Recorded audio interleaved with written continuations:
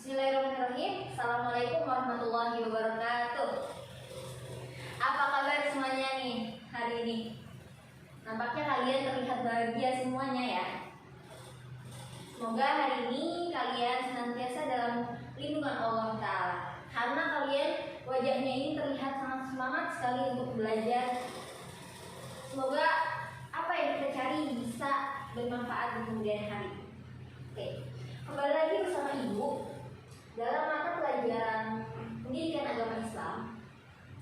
Sebelum memulai pembelajaran, silakan untuk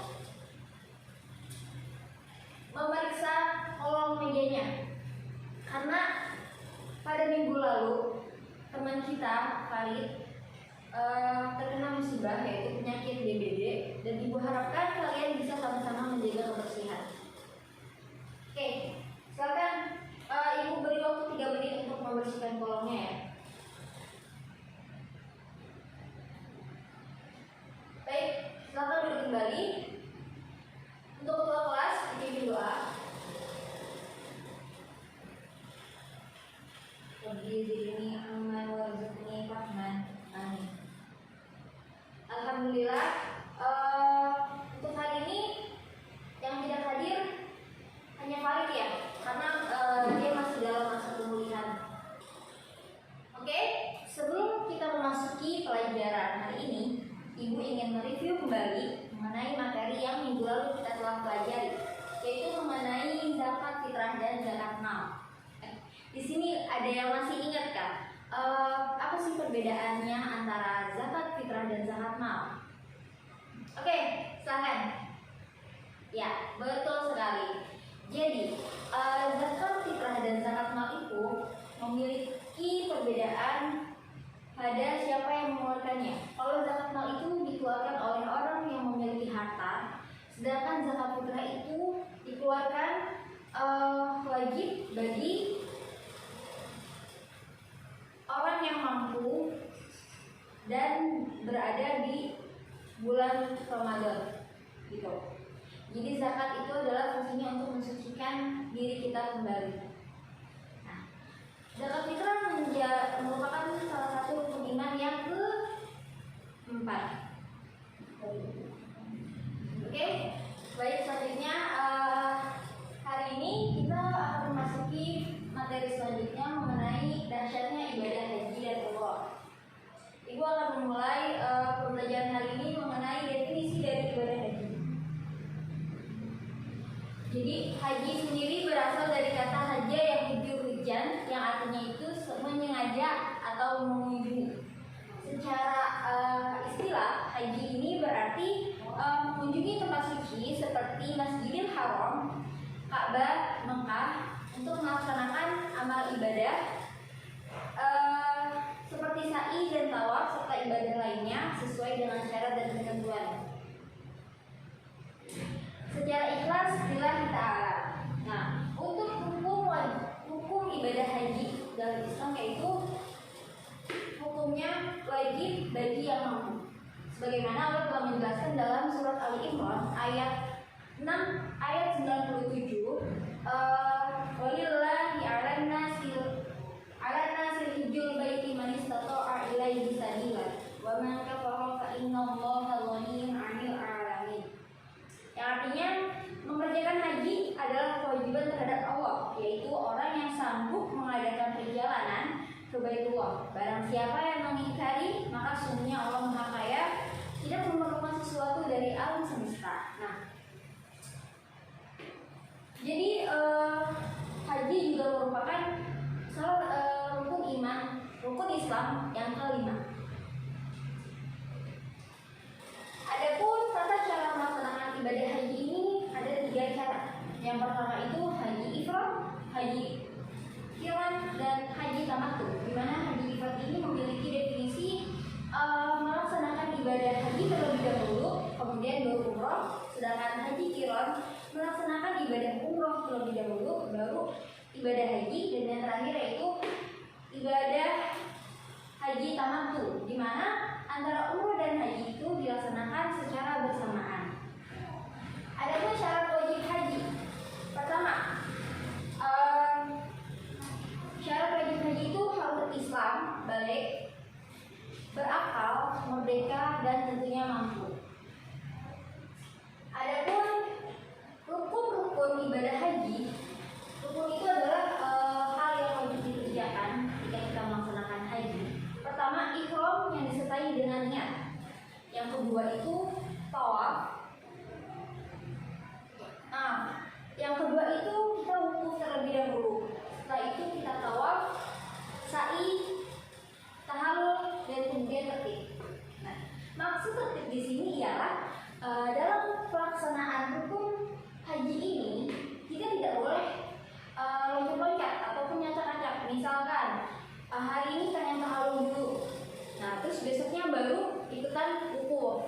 Padahal harusnya wukuf dulu bareng rombongan yang lainnya juga, jemaah haji yang lainnya, kemudian ibadah tawaf, sa'i, tahallul, dan selesai. Nah, untuk ihram sendiri, ihram disertai niat itu artinya kita berniat mengerjakan ibadah haji itu karena Allah Ta'ala. Nah, sebagaimana niat haji itu yaitu nawaitul hajja wal ahrama bihi lillahi ta'ala. Aku niat haji dan ihram karena Allah Ta'ala. Nah, selanjutnya itu bagi laki-laki juga memakai kain ihram sebanyak 2 lembar. Lembar pertama digunakan untuk menutup aurat bagian bawah dari pusar hingga lutut. Kemudian lembar keduanya itu diselendangkan di bagian kiri.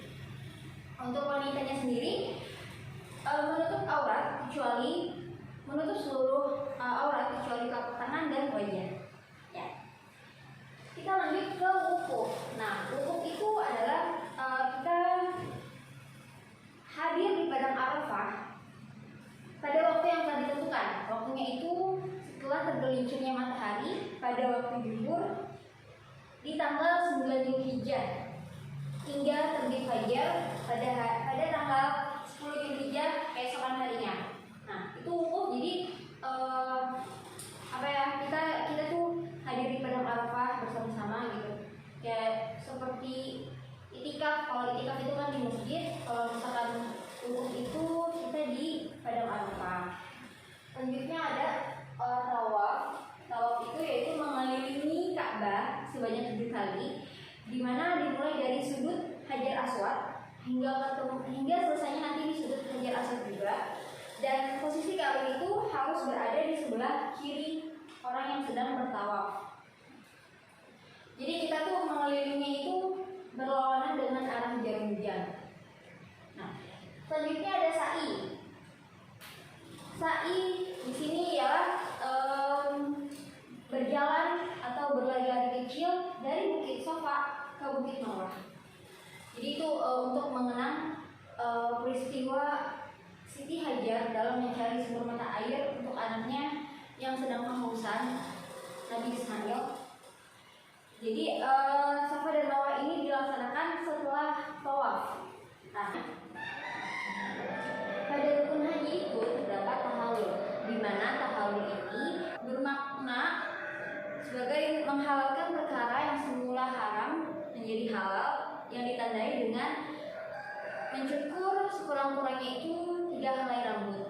Nah, yang terakhir itu pada rukun haji tertib. Jadi dalam pelaksanaannya itu tidak boleh kita acak-acakan seperti itu. Nah, selanjutnya setelah rukun haji terdapat wajib haji, di mana wajib haji ini terdapat 7. Yang pertama, ihram dari miqat. Kedua, bermalam di kota Musdalifah. Yang ketiga itu melontar jumroh Aqobah pada hari raya haji. Yang keempat, melontar 3 jumroh. Yang kelima, bermalam di Mina. Yang keenam, tawaf wada. Tawaf wada adalah tawaf terakhir kita sebelum kita menyelesaikan dari rangkaian ibadah haji. Dan yang terakhir itu kita melakukan perbuatan yang dilarang selama pelaksanaan ibadah haji. Ya, seperti itu. Oke, sampai sini ada yang ingin bertanya? Oh, tidak ada. Baik, Ibu akan melanjutkan mengenai sunnah haji. Jadi dalam pelaksanaan haji itu terdapat hal yang wajib juga hal yang sunnah. Jika kita mengerjakannya, maka kita akan mendapatkan pahala yang lebih banyak. Di antaranya yaitu membaca talbiyah selama ihram hingga melontarkan jumroh Aqobah pada hari raya haji. Di sini kalian udah ada yang tahu pembacaan talbiyah bagaimana? Ya, yang labbaik Allahumma labbaik, labbaik la syarika laka labbaik, innal hamda wan ni'mata laka wal mulk la syarika lak. Ya, betul sekali. Seperti itu lafaz pada pembacaan talbiyah. Selanjutnya yaitu berdoa. Sesudah membaca talbiyah itu kita berdoa, kemudian membaca zikir selama kita tawaf, terus sholat 2 rakaat setelah melaksanakan tawaf dan masuk ke Ka'bah. Oke, berikutnya ibu akan membahas mengenai larangan haji. Jadi selama melaksanakan ibadah haji itu terdapat larangan-larangan yang tidak boleh dikerjakan bagi para jamaah haji. Di antaranya yaitu untuk laki-laki sendiri dilarang memakai pakaian yang berjahit, baik jahitan biasa ataupun berupa rajutan, atau diikatkan kedua ujungnya. Setelah itu menutup kepala itu tidak boleh memakai peci atau memakai payung. Nah, selanjutnya untuk bagi wanita itu dilarang menutup wajah dengan tangannya. Adapun larangan yang berlaku bagi wanita dan laki-laki itu, pertama, memakai wangi-wangian di badan atau wangi-wangian pada pakaian. Selanjutnya itu menghilangkan rambut atau bulu badan lainnya. Kita juga dilarang untuk memotong kuku, terus mengakadkan nikah, melaksanakan pernikahan ataupun menjadi wali, itu dilarang di sana. Terus kita juga dilarang untuk bersetubuh bagi suami istri.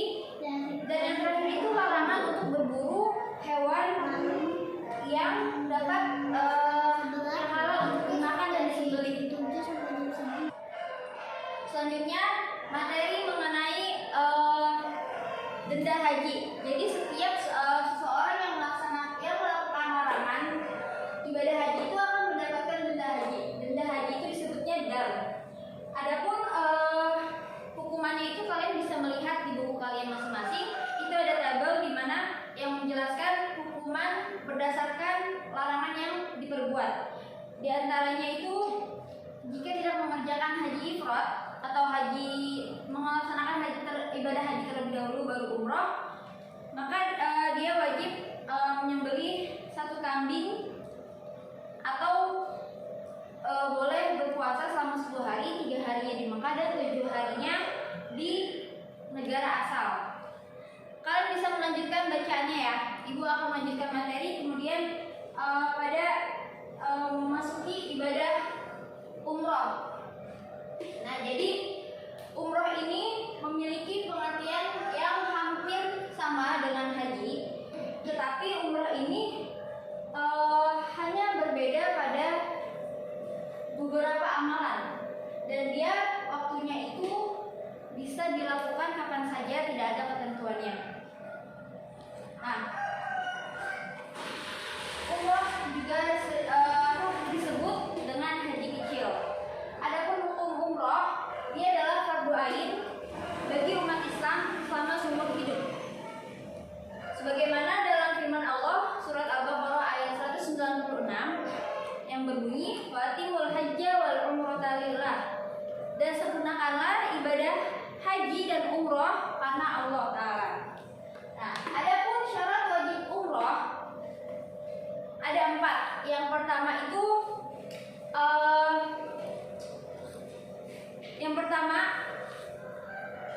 Islam, balik, berakal, dan merdeka. Tadi bedanya dengan syarat wajib haji itu hanya perbedaan di bagian mampu. Oke, selanjutnya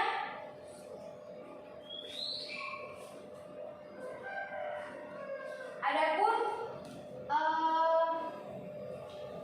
wajib umroh itu pertama ihram dari mikot. Ihramnya itu sama seperti haji dari mikot. Kemudian menjauhi segala larangan yang dilarang dalam umroh, di mana larangannya itu sama seperti larangan pada ibadah haji, gitu. Jadi bisa dimengerti ya perbedaan antara haji dan umroh. Kalau haji itu ada rangkaian wukuf di Arafah. Kalau umroh itu tidak ada. Mereka umroh itu hanya pada tawaf dan sa'i. Nah, di sini ibu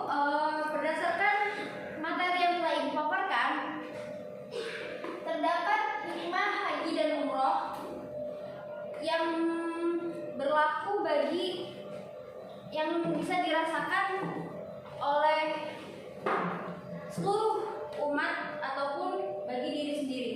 Di antaranya hikmah bagi individunya itu pertama, haji dan umrah itu bisa menghapuskan dosa-dosa kecil dan menyucikan diri dari perbuatan maksiat. Kemudian diampuni segala dosanya karena Allah, terus mensucikan jiwa seseorang agar bisa selalu berhusnuzon kepada Allah. Nah, berikutnya manfaat bagi umat Islam dalam pelaksanaan ibadah haji dan umroh itu bisa menciptakan rasa persatuan dan kesatuan antar umat Islam di dunia. Sebab ketika kita berangkat ke Baitullah atau ke rumah Allah, maka itu kita dikumpulkan dari berbagai negara di seluruh dunia. Jadi kita bisa saling mengenal mereka, bisa saling bersapa gitu. Selanjutnya ini bisa mempererat tali persaudaraan, kemudian bisa menjadi media berdakwah untuk menyebarkan Islam ke seluruh dunia. Nah, sampai di sini materinya kita sudah selesai. Kemudian Ibu ingin kalian dibagi ke dalam, ini berapa jumlahnya? Ada 20 orang, berarti dibagi ke dalam 4 kelompok. Satu kelompok berisikan 5 orang untuk mendiskusikan hikmah haji dan umroh selain dari yang telah Ibu sebutkan tadi ya. Oke. Ibu beri waktu selama 10 menit untuk berdiskusi, kemudian dituliskan dalam kertas lembar, nanti dikumpulkan di meja Ibu. Oke. Kelompok yang di pojok mohon jangan berisik ya, silahkan didiskusikan.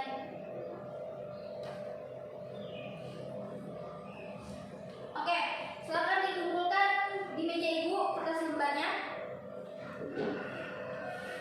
Nah, untuk berikutnya, sampai di sini ada yang ingin bertanya mengenai materi haji dan umroh, atau ingin bertanya mengenai biaya haji dan umroh? Itu kalian bisa searching sendiri di internet. Semoga nanti suatu hari kita bisa menunaikan 2 ibadah ini secara bersama-sama ya. Amin amin. Oke, berikutnya Ibu ingin kalian mempraktikkan membaca talbiyah bersama-sama. Labbaik Allahumma labbaik, labbaik la syarika laka labbaik, innal hamda wan ni'mata laka wal mulk la syarika lak. Ayo, yang lainnya ikutin. Labbaik Allahumma labbaik, labbaik la syarika laka labbaik, innal hamda wan ni'mata laka wal mulk la syarika lak. Oke. Sampai di sini silakan buka LKS-nya halaman 32. Di sana ada latihan. Mana latihannya itu kalian bisa mengerjakannya di rumah masing-masing. Kemudian besok dikumpulkan di meja Ibu. Jadi Ibu harap kalian bisa memahami karena ilmu ini akan terpakai jika nanti kalian ingin berangkat menunaikan ibadah haji ataupun umroh. Jadi ketika mungkin kalian nanti lupa ya, tapi kalian sudah tahu dasar-dasar daripada syarat wajib haji, rukun, sunnah, larangannya gitu. Jadi kalian bisa mempersiapkannya dari sekarang gitu, seperti itu. Oke. Ibu rasa sudah cukup pembelajaran hari ini. Silahkan ketua kelas untuk dipimpin doa ya.